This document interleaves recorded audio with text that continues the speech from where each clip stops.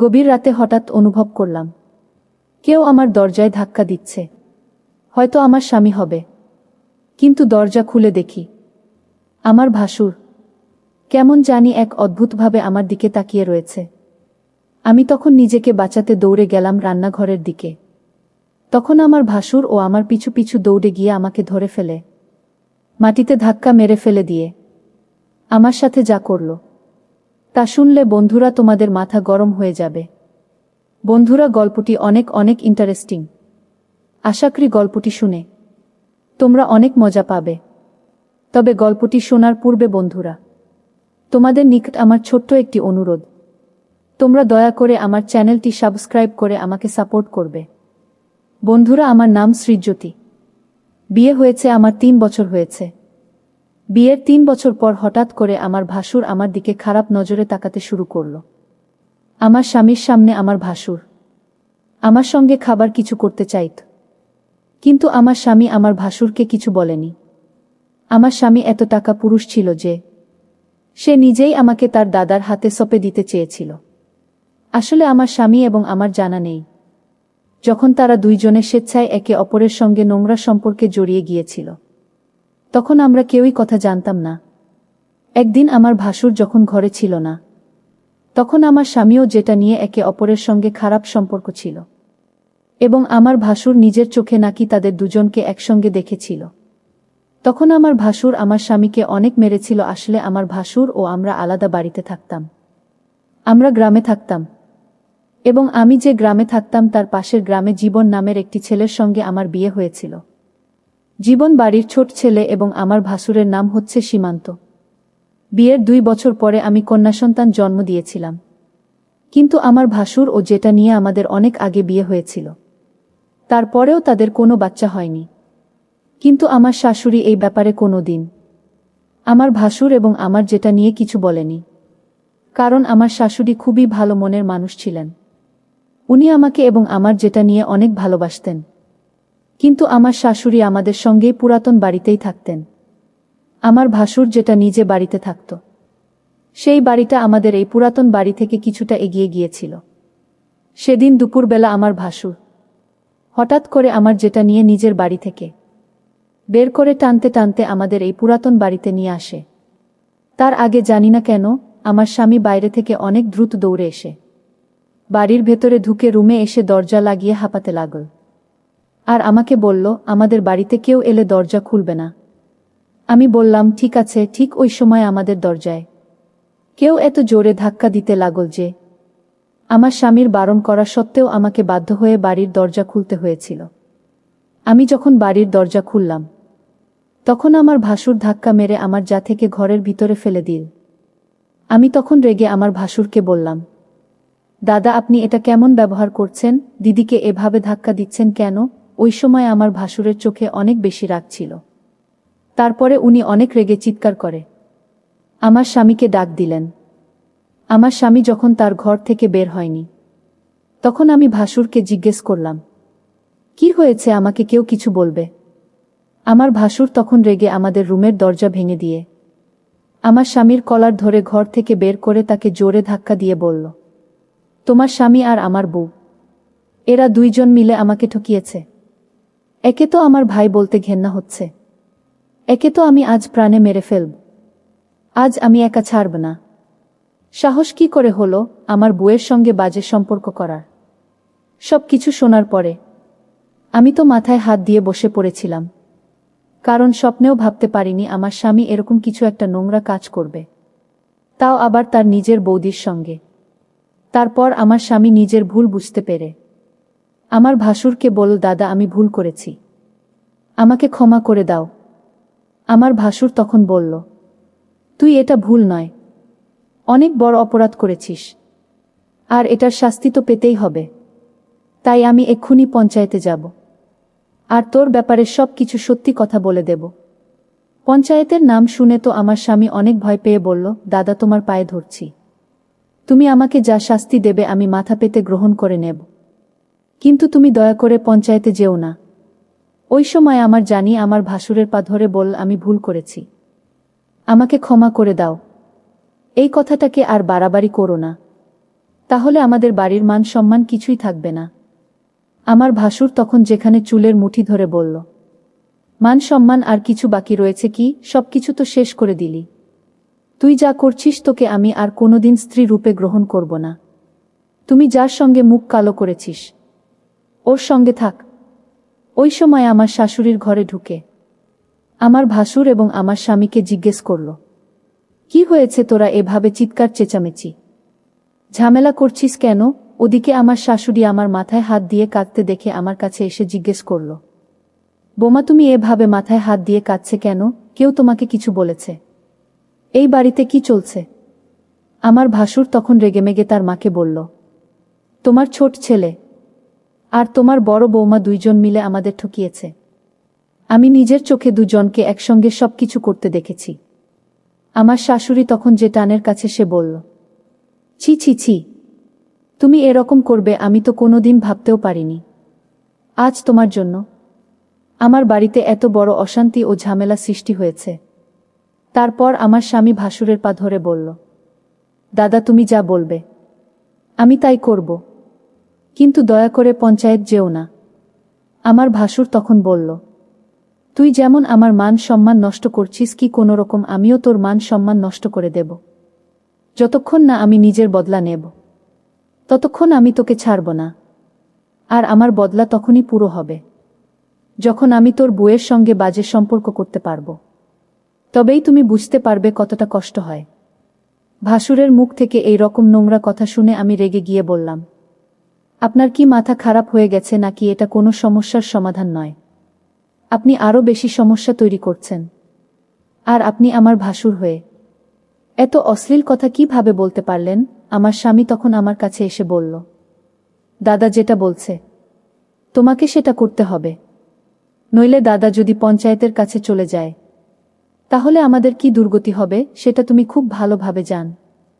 ওই সময় আমার শাশুড়ি বললেন, চিতর আমার ছেলে, তোদের মতো ছেলে হওয়ার থেকে আমি বন্ধ হওয়াই ভালো ছিল। ভালোই হয়েছে যে তোদের বাবা এই পৃথিবীতে নেই, না হলে তোদের এই কুকর্ম দেখে জান লাশ হয়ে যেত। আমি তখন বললাম, যা কিছু হোক না কেন আমি নিজের মান সম্মান নষ্ট করব না। তাতে আমার ভাসুর যা কিছু করুক না কেন, প্রয়োজনে আমি আপ করে ফেলব। কি তাদের ফাঁদে পড়ে আমি মরে গেলেও কোনো অশ্লীল কর্ম করব না। আমার ভাসুর তখন আমার স্বামীর কাছে এসে বলল, তুই নিজের বুকে ভালোভাবে বুঝিয়ে দে, আর তা না হলে আমি কিন্তু এক্ষুনি পঞ্চায়েতের কাছে যাব।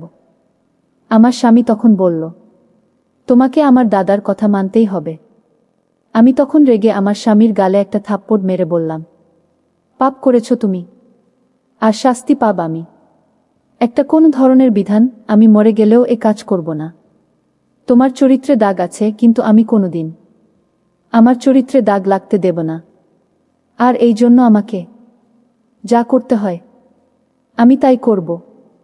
আর তোমার মতো পুরুষের সঙ্গে আমার সংসার করা আর না করার সমান। তুমি কেমন স্বামী, নিজের স্ত্রীর মান সম্মান অন্য কারো হাতে তুলে দিতে চাইছ? সে ভগবান যেন তোমার মতো স্বামী আর অন্য কোনো মেয়ের কপালে না দেয়।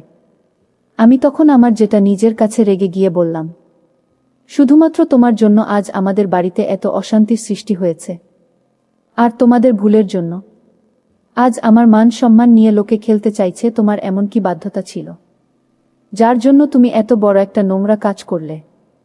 আর পুরো দুনিয়াতে তুমি আমার স্বামীকে পেয়েছিলে নিজের চাহিদা পূরণ করার জন্য। জি, তোমাকে আমি যতটা ভালো ভেবেছিলাম তুমি তার চাইতে অনেক বেশি খারাপ। আমার যেটা নিয়ে একটা কোনায় দাঁড়িয়ে চোখের পানি ফেলেছিল। তারপর আমি যখন কোনো মতে আমার ভাসুর এবং আমার স্বামীর কথা মানতে কোনোভাবেই রাজি হয়নি, এবং আমার শাশুড়িও যখন আমার সপক্ষে ছিলেন এবং উনি যখন এই কাজটা করতে বাধা দিলেন নিজের ছেলেদের, তখন আমার স্বামী ও ভাসুর জো স্বামী স্ত্রী করে আমার শাশুড়িও আমার মেয়েকে একটা ঘরের মধ্যে বন্ধ করে দেয়। তারপর আমার স্বামী ভাসুরকে বলল, মাকে তো ঘরের মধ্যে বন্ধ করে দিলাম, এবার আমার বউয়ের সঙ্গে তোমার যা করার আছে তুমি করতে পারো। এটা বলে আমার স্বামী যখন ঘরের বাইরে চলে গেল এবং আমার ভাসুর যখন আমার দিকে এগিয়ে আসছিল, তখন আমি না পেরে আমার ভাসুরকে জোরে ধাক্কা দিয়ে দৌড়ে ঘর থেকে বেরিয়ে তাড়াতাড়ি করে পঞ্চায়েতের দিকে গিয়েছিলাম। আমার ভাসুর আমার পেছনে আমাকে ধরার জন্য ছুটে আসছিল। আমি কোনো রকমভাবে নিজের মান সম্মান রক্ষা করে তাড়াতাড়ি পঞ্চায়েতে এসে হাজির হয়েছিলাম। ভেবেছিলাম পঞ্চায়েত আমার সঙ্গে ন্যায্য বিচার করবে, কিন্তু পঞ্চায়েতে আমাদের ব্যাপারে সব কথা শোনার পরে যা সিদ্ধান্ত নিয়েছিল সেটা শুনে তো আমার পায়ের তলা থেকে যেন মাটি সরে যাবার অবস্থা হলো। সব কিছু শোনার পরে পঞ্চায়েত আমার ভাসুরকে জিজ্ঞেস করো যে সে কি চায়। আমার ভাসুর তখন জোর গলায় করে বলল, আমার ভাই যেমন আমার বউয়ের সঙ্গে বাজে কাজ করেছে, আমি ঠিক তার বউয়ের সঙ্গে এরকম কাজ করতে চাই, তবে আমার সঙ্গে ন্যায্য বিচার হবে।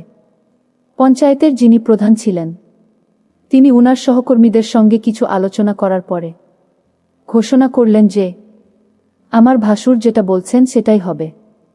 ওটা শোনার পরে তো আমি পঞ্চায়েতকে বলেছিলাম, আপনারা এটা ঠিক করছেন না, আপনারা আমার সঙ্গে অন্যায় করছেন। আমার স্বামী এবং আমার যেটা আমি ভুল কাজ করেছে, কিন্তু এটার শাস্তি আমি কেন পাব? আমার সঙ্গে এত বড় পাপ কাজ আপনারা করতে পারেন না, তাই আমি পুলিশের কাছে যাব। কিন্তু আমার সঙ্গে এত বড় অন্যায় আমি কোনো মতেই হতে দেব না। ওদিকে আমার যেটা নিয়ে শাস্তিস্বরূপ পঞ্চায়েতের প্রধান এবং তার সহকর্মীরা পঞ্চায়েতের ঘরে তাকে বন্দী করে রেখেছিল। আমি যখন পঞ্চায়েতের আদেশ মানতে রাজি হয়নি, তখন পঞ্চায়েতের প্রধান বলে দিয়েছিল যে গ্রামের কোনো মানুষ যাতে আমাদেরকে সাহায্য না করে, গ্রামের কোনো দোকানদার যাতে আমাদের কাছে কোনো জিনিস বিক্রি না করে, এমনকি গ্রামের যে টিউবওয়েল থেকে আমরা জল তুলে আনতাম সেটাও আমাদেরকে বারণ করে দিয়েছিল। আসলে আমাদের গ্রামের মানুষেরা পঞ্চায়েতের প্রত্যেকটা আদেশ খুব ভালোভাবে মেনে চলত। তাছাড়া আমাদের কাছে আর কোনো উপায় ছিল না। পুলিশের কাছে কেউ ভয়ে যেত না, কারণ পঞ্চায়েত যখন জানতে পারে যে কোনো মানুষ তার বিচার সালিশ করার জন্য পুলিশের কাছে গেছে, তখন তাদের সমস্ত সুযোগ সুবিধা পঞ্চায়েত বন্ধ করে দিত। তাই গ্রামের মানুষ ভয়ে পুলিশের কাছে যেত না। গ্রামে কোনো বাড়িতে কোনো কিছুর অসুবিধা হলে সেটা পঞ্চায়েত মীমাংসা করত। এমনকি কেউ যদি পুলিশের কাছে যেতে চাইত তাহলে পঞ্চায়েত তাকে কঠিন শাস্তি দিত। পঞ্চায়েতে যা কিছু মীমাংসা হয়েছিল সব কিছু শোনার পরেও আমার স্বামী কাপুরুষের মতো চুপচাপ দাঁড়িয়েছিল।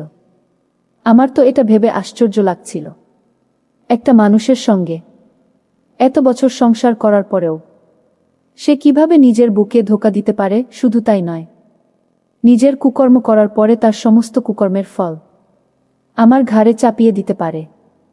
সে যদি ভুল করার পরে নিজের ভুল স্বীকার করে শাস্তি ভোগ করে নিত, তাও আমি তাকে ক্ষমা করে দিতাম। কিন্তু আমার স্বামী এতটা স্বার্থপর ও নীল যে নিজেকে কঠোর শাস্তির হাত থেকে বাঁচানোর জন্য আমাকে বলে দিতে চেয়েছিল। এদিকে আমি মনের মধ্যে জেদ করে নিয়েছিলাম যে যাই হয়ে যাক না কেন আমি নিজের ভাসুরের কাছে নিজেকে সঁপে দিতে পারব না। আর অন্যদিকে আমার ভাসুর আমার স্বামীর সঙ্গে বদলা নেওয়ার চক্করে আমাকে নষ্ট করার জন্য উঠে পড়ে লেগেছিল। আর পঞ্চায়েতের নির্দেশ অনুযায়ী গ্রামের কেউ আমাদের সাহায্য করতে রাজি হয়নি। গত 2 দিন থেকে আমি, আমার শাশুড়ি ও আমার মেয়ে আমরা না খেয়ে দিন কাটাচ্ছিলাম। আমাদের বাড়ির সমস্ত খাবার শেষ হয়ে গেছিল। আমার শাশুড়ি যখন গ্রামের দোকানে গিয়েছিল চাল ডাল কেনার জন্য, তখন কেউ আমাদের খাবার দেয়নি, কারণ গ্রামের পঞ্চায়েত বলেছিল আমাদের যদি কেউ সাহায্য করে তাহলে আমাদের মতো তাদেরও অসহায় করে ছেড়ে দেবে। ওই ভয়ে কেউ আমাদের সাহায্য করেনি। আমার 4 বছরের ছোট্ট মেয়েটা না খেয়েই দিন কাটিয়েছিল।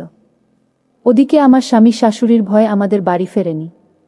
তারপর সেদিন সন্ধ্যাবেলায় আমাদের বাড়ির দরজায় যখন কেউ ডাক দিচ্ছিল তখন দরজা খুলে দেখলাম আমার স্বামী বাইরে দাঁড়িয়ে আছে। তাকে দেখে তো আমার পুরো শরীর রাগে জ্বলছিল। সে তখন আমার ধরে বলল, দয়া করে তুমি পঞ্চায়েতের কথা মেনে নাও এবং আমার দাদার সঙ্গেই কাজটি করে নাও। মাত্র 1 দিনের তো ব্যাপার, প্লিজ তুমি আমার প্রতি দয়া করো। আর তাহলে আমি মরে যাব। যদি তুমি এই কাজটি করো তাহলে আমাদের সবকিছু ঠিক হয়ে যাবে, আবার সবকিছু আগের মতোই হয়ে যাবে। না হলে আমাদের না খেয়ে মরতে হবে, আবার মেয়েটারও কষ্ট হবে।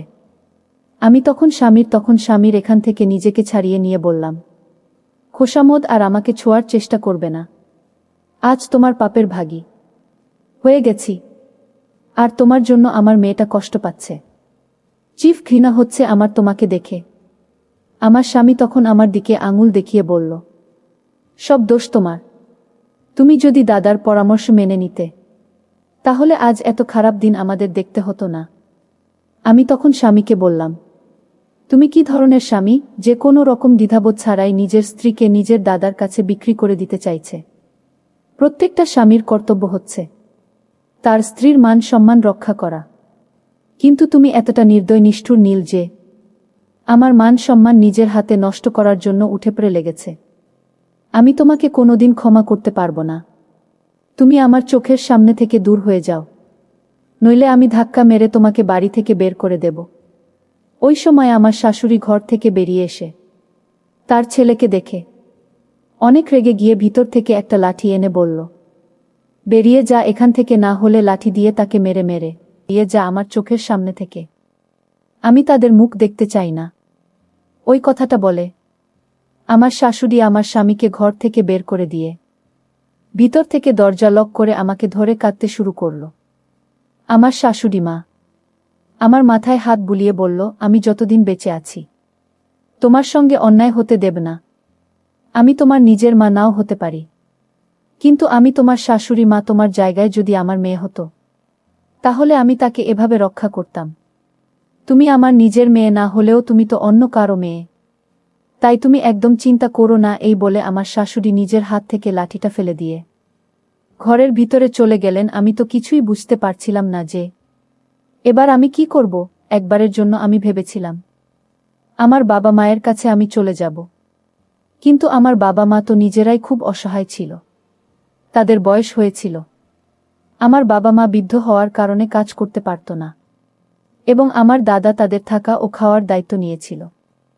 ওই অবস্থায় আমি যদি বাবা মায়ের বাড়ি চলে যেতাম, তাহলে হয়তো তাদের উপরেই বোঝা হয়ে যেতাম। এই ভেবে আমি বাবা মায়ের কাছে যেতে পারিনি। সেদিন রাতের বেলা আমাদের বাড়িতে কিছু খাবার ছিল না। যে 2টা মুড়ে রাখা ছিল, সেই 2টা মুড়ি জলে ভিজে আমার মেয়েকে খাইয়ে ঘুম পাড়িয়ে দিয়েছিলাম। এদিকে আমার শাশুড়িও আমি সেদিন রাতেও না খেয়েছিলাম। তারপর অর্ধেক রাতে মনে হলো আমাদের দরজায় কেউ যেন বাড়িয়ে দিচ্ছে। তখন মনে হয়েছিল হয়তো আমার স্বামী আবার বাড়ি ফিরে এসেছে। দরজায় শব্দ পেয়ে আমার মেয়েও শাশুড়ি উঠে যাবে, এই কথা ভেবে আমি তাড়াতাড়ি ঘরের দরজা খুলতেই তাকে দেখে ভয়ে আমার শরীর কেঁপে উঠল। কারণ দরজা খুলতেই দেখলাম আমার ভাসুর দাঁড়িয়ে আছে, এবং সে আমাকে দেখে বলল, দেখো তুমি আমার ভাইয়ের বউ, এটা আমি খুব ভালোভাবে জানি, কিন্তু আমার মান সম্মান এবং আমার জীবন নষ্ট করেছে তোমার স্বামী, সেটার বদলা আমরা নেবই। তাই তোমাকে আমার সঙ্গে রাত কাটাতে হবে, নইলে না খেতে পেয়ে আমাদের সবার নাজেহাল অবস্থা হবে, আর তোমার মেয়ে না খেতে পেয়ে মারা যাবে। তাই তুমি যদি তোমার মেয়েকে একটু ভালোবাসো, তাহলে আমার সঙ্গে রাত কাটানোর জন্য রাজি হয়ে যাও, না হলে আমি তোমার সঙ্গে জোজো স্বামী দোস্তি করে সম্পর্ক করতে বাধ্য হয়ে যাব।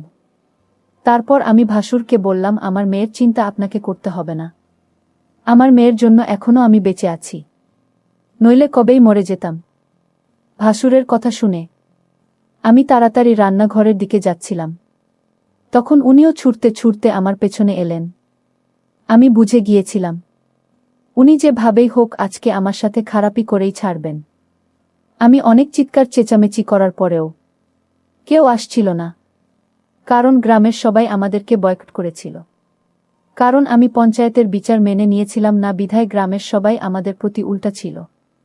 তারপর আমি ভাবলাম, যেহেতু আজকে আমি আমার ভাসুরের হাত থেকে কোনোভাবে রক্ষা পাব না, আর এদিকে আমার কারণে আমার মেয়ে, আমার শাশুড়ি সবাই নাকি আছে, সবকিছু চিন্তা করে দেখলাম আমি যদি আমার ভাসুরের সাথে এরকম কাজ করি, তাতে যদি আমার স্বামীর কোনো আপত্তি না থাকে, তাহলে আমি আর কি করব।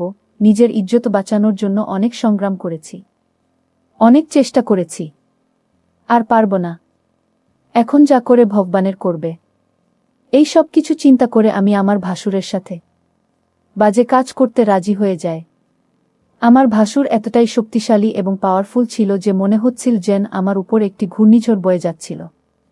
আমি আমার ভাসুরকে বললাম, দয়া করে আপনি একটু সহনশীল হন। আমার অনেক কষ্ট হচ্ছে।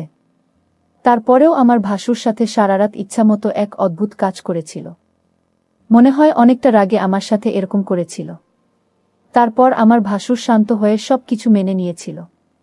তারপর আমাদের পরিবারে আবার আগের মতো শান্তি হয়ে উঠেছিল।